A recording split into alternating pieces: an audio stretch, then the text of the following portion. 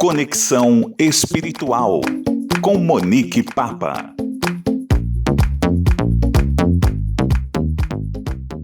Queridos amigos, tudo bem? Para quem não me conhece, eu sou Monique Papa, sou criadora do canal Luz da Alma e hoje aqui no Conexão Espiritual nós vamos falar a respeito da doação de órgãos e do transplante desses órgãos. O que a doutrina espírita fala a respeito desse tema? Pois é, quando nós começamos a estudar a doutrina espírita, lá no Evangelho segundo o Espiritismo, logo no primeiro capítulo, os espíritos já nos esclarecem que a doutrina espírita vem aqui marcar uma nova era, onde a ciência e a religião precisam andar juntas, para que dessa forma a gente consiga, avançar aqui no nosso progresso espiritual. E o que isso significa? Que a religião vem aqui auxiliar no progresso moral do indivíduo, quanto a ciência vem aqui nos auxiliar no progresso material, Nós precisamos também evoluir materialmente. E por que a ciência não poderia também evoluir aqui nessa questão da doação dos órgãos e dos transplantes? Segundo a benfeitora de Divaldo Franco, a Joana de Ângeles, ela vem aqui esclarecer que a doação de órgãos é uma evolução e que é uma forma também de caridade, porque é através da doação de órgãos que muitas vezes a gente tem a oportunidade de auxiliar a manutenção da existência de um outro ser. Outro ponto bastante importante que a doutrina dos espíritos nos esclarece é que toda vez que nós tivermos a oportunidade, nós podemos e devemos aliviar a dor e o sofrimento do outro. Tanto Chico Xavier como também Divaldo Franco já declararam que a doação de órgãos é uma evolução da nossa ciência e deve ser encarado sim como uma lei natural. Se nós pudermos aqui utilizar dessas leis naturais da evolução da ciência, nós devemos sim utilizá-las. Eles afirmam também que após o nosso desencarne não há mal em auxiliar o outro, disponibilizando esse recurso material que estará aqui, que são esses órgãos a serem doados e transplantados.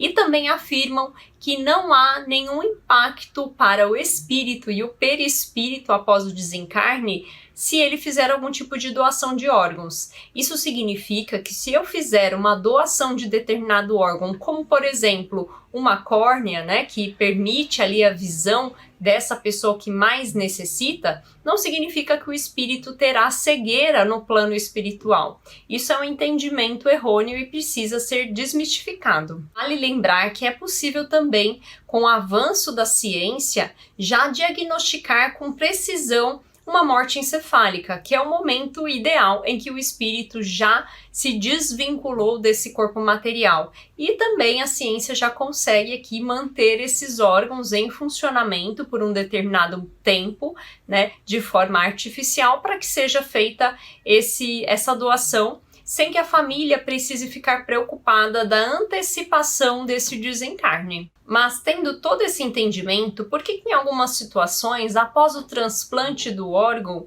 o próprio corpo, que recebe essa doação, muitas vezes o rejeita? André Luiz fala a respeito desse tema, que muitas vezes o órgão, material, ao sair de um campo energético, de um corpo físico, indo para um outro corpo físico com um campo energético diferente, tem essa dificuldade de adaptação e muitas vezes acaba o rejeitando.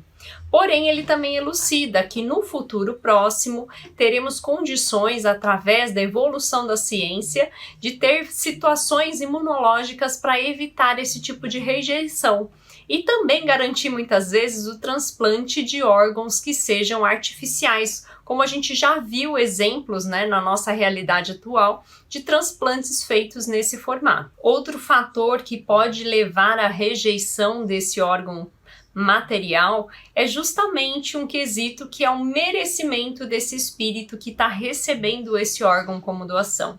Muitas vezes realmente não há a possibilidade de auxiliar aquele irmão nesse momento da doação, e ele vai precisar realmente passar por aquele momento, daquela doença ou daquela dificuldade, e a partir daquele entendimento aprenderá, um novo conceito e evoluirá moralmente como espírito.